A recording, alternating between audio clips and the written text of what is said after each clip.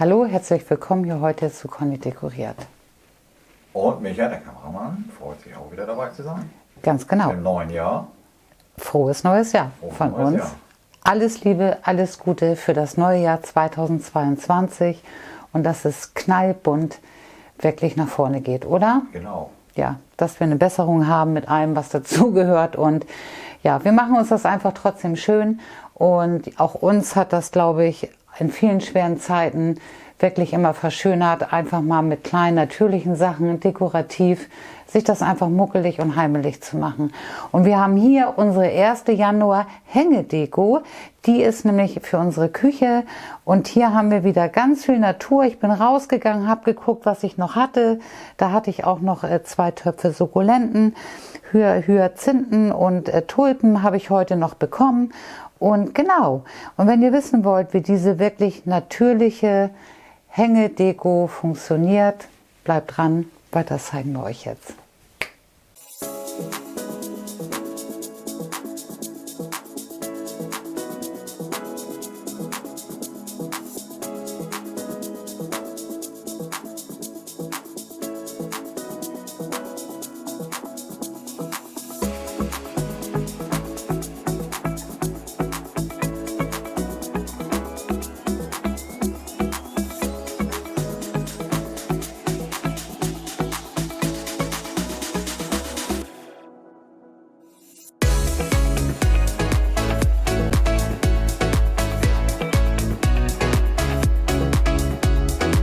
Hier haben wir die Sachen, die wir heute brauchen, und wir schwenken mal nach unten.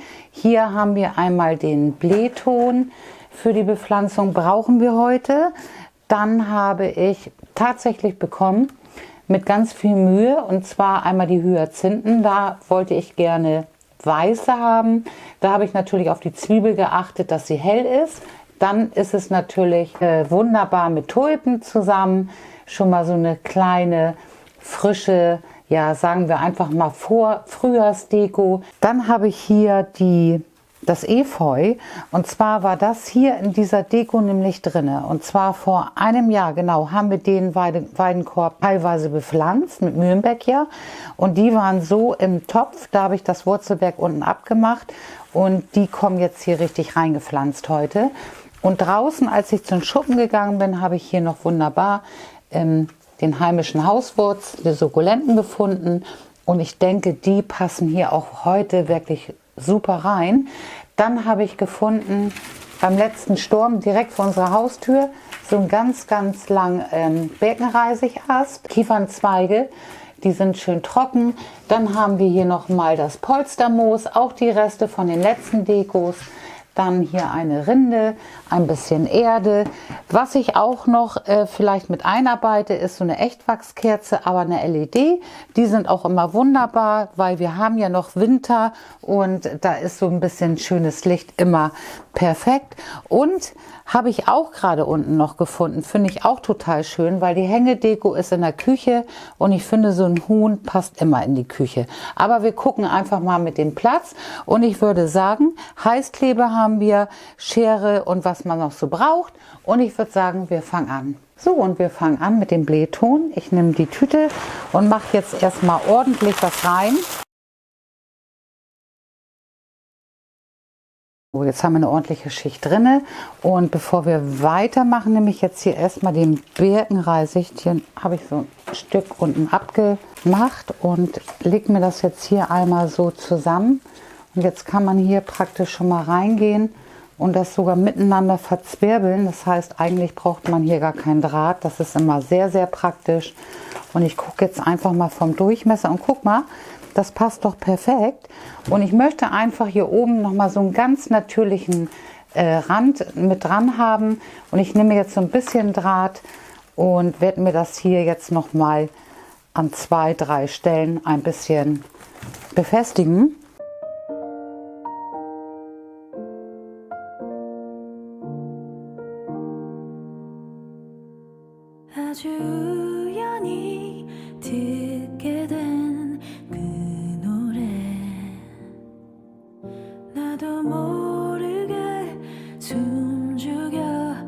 Ich habe jetzt mich dazu entschlossen, einfach noch mal doch den Bindedraht zu nehmen und einmal hier rumzugehen, damit das doch ein bisschen besser hält. Ich habe leider keinen Birkenreisicht mehr, sonst hätte ich jetzt doch noch ein bisschen mehr genommen. Das finde ich nämlich ganz schön. Aber ja, wie gesagt, es geht jetzt erst los mit dem Sammeln. Aber das, was ich gefunden habe, das mache ich mir jetzt hier mal eben noch mal fest. Und den Rest schneide ich mir jetzt ab und kann mir das hier einmal verzwirbeln. Den Kranz haben wir fertig und jetzt nehme ich die Erde. Tatsächlich, ich war draußen, die ist ein bisschen gefroren gewesen, aber die ist jetzt aufgetaut und mache mir das jetzt hier erstmal in den Weidenkorb rein. Die Erde ist drin und ich gucke jetzt einfach mal, wie wir da gleich mit auskommen. Ich nehme jetzt erstmal das Efeu aus dem Topf und ich breche mir das immer ein bisschen unten auf und lege mir das hier jetzt schon mal oder stelle mir das schon mal in Position. Und das zweite Efeu kommt ebenfalls aus dem Topf und hier in den Korb hinein. Erde hat nicht gereicht. Micha ist noch mal eben schnell runter, hat noch mal ein bisschen Erde geholt und ich werde das jetzt hier noch mal mit Erde auffüllen und das richtig schön verteilen, damit das Efeu und alle Pflanzen gut Erde abbekommen. Und ich würde mal sagen, genau, das Efeu möchte ich gerne nach vorne hinweg haben, weil es ist so zwar oben an der Wand, aber in der Ecke.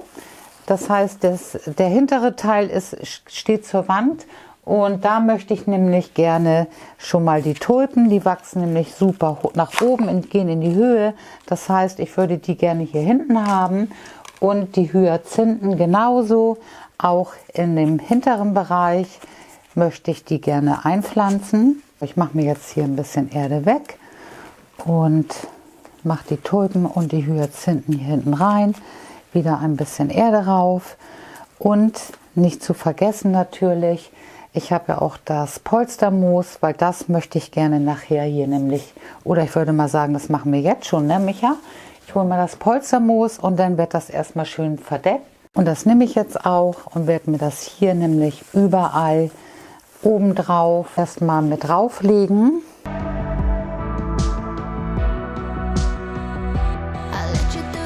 Ich habe mich jetzt dazu entschlossen, die Hyazinthen ein bisschen weiter nach vorne zu setzen und ich möchte nämlich doch noch das Huhn und das ist natürlich auch ein bisschen größer und ich finde das ganz gut, wenn das jetzt hier hinter ist. Davor wäre es sehr unpraktisch gewesen.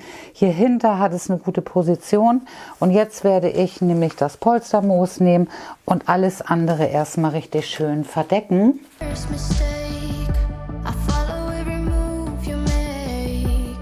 Alles schön ausgefüllt, richtig schön ausgepolstert, würde ich mal sagen.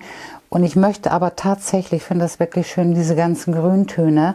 Ich möchte das aber tatsächlich mit einem Timer, die hat einen Timer. Und ich möchte die gerne hier mit eindekorieren.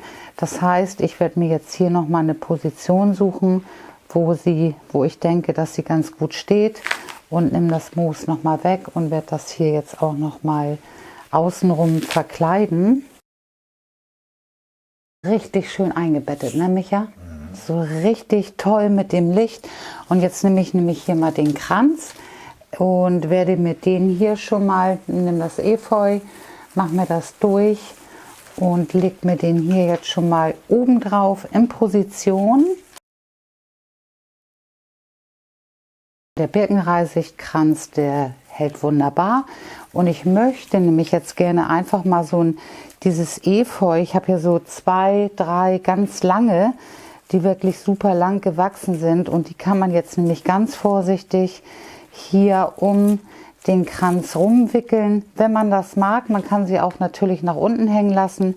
Ich finde das ganz niedlich, wenn das jetzt hier so ein paar Mal rumgelegt ist und das werde ich jetzt noch mal eben machen.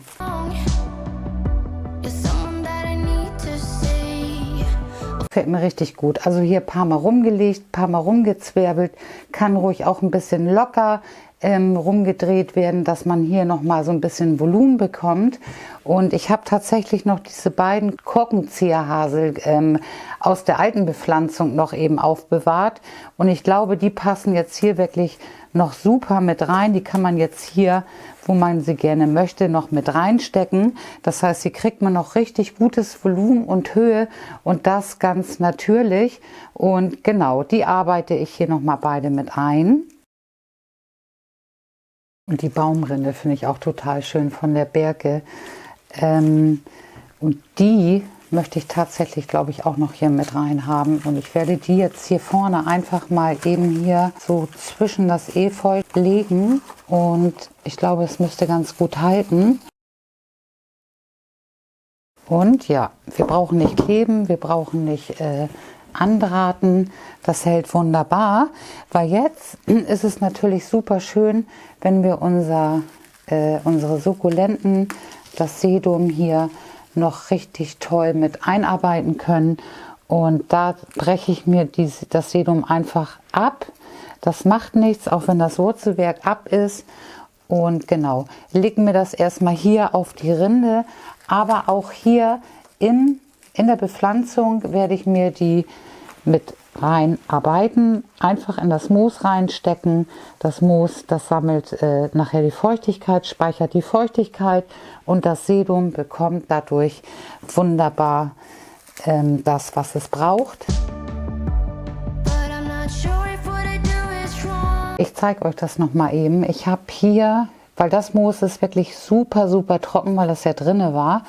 Das habe ich jetzt hier wirklich in Stückchen gebrochen und hier die Sukkulenten einfach immer mit reingesteckt, mit dem Wurzelwerk, so ja, wie ich es eben hatte und das ganz pauschal. Ich werde da jetzt einige Tage warten, ich werde da keine Feuchtigkeit dran lassen, weil teilweise die unten die Wurzeln ab sind und damit da keine Krankheiten entstehen können, werde ich jetzt erst nach 10 Tagen das Moos befeuchten hier und hier werde ich auch relativ vorsichtig sein, aber dann mache ich mir da keine Gedanken, dann nehmen sie sich die Feuchtigkeit aus dem Moos und sie können wunderbar gedeihen und wachsen und ich finde, es ist so ein richtig kleiner Garten geworden, oder Micha? Sieht aus wie ein Garten, ja. Ja, wirklich, mit allem drum und dran und ja, eine winterliche und eine Frühjahrsdeko. Und das war unser Thema, eine ganz natürliche kleine Bepflanzung in einem Weidehängekorb mit Sachen, die wir hatten. Und ich muss jetzt noch mal am Ende sagen, vielen, vielen Dank an Anni und Rosi, die es möglich gemacht haben, ein bisschen hier uns was zu geben für die neue Kulisse hier, ne Micha? Ja, das sieht richtig schön aus. Ja, hat Rosi. Genau, hat Micha gerade rangemacht. Ich habe hier schon mal ein paar Sachen von mir mit rein dekoriert. Genau, also vielen, vielen Dank nochmal, ihr Lieben. Es ist wunderbar. Rosi hat das richtig schön geflammt, hier die kleinen Paletten. Und ich bin total begeistert. Und ich finde, das passt auch hier so zu unseren Videos, finde ich. Also ganz natürlich. Also ihr Lieben, und wenn euch dieses Thema heute gefallen hat, würden wir uns sehr über einen Daumen hoch freuen. Und folgt uns gerne auf Instagram oder Facebook. Und ich glaube sogar Pinterest hat Laura jetzt auch gemacht. Genau, da kommen immer wieder andere Bilder, ein paar kleine Highlights. Also wir freuen uns auf euch. Auch auf unserer Webseite machen wir Verlinkungen zu gewissen Artikeln, Dekoartikeln, wenn wir sie finden, oder eben auch zu Hof Oelkers. Also ihr Lieben, wir wünschen euch ein wunderbares neues Jahr, einen wunderschönen Tag und bis bald, eure Conny und Euer Kameramann, euer Micha. Genau, wir freuen uns auf euch. Tschüss. Tschüss. You're someone that I need to see, or fade into a memory. It's an obsession that is much too strong.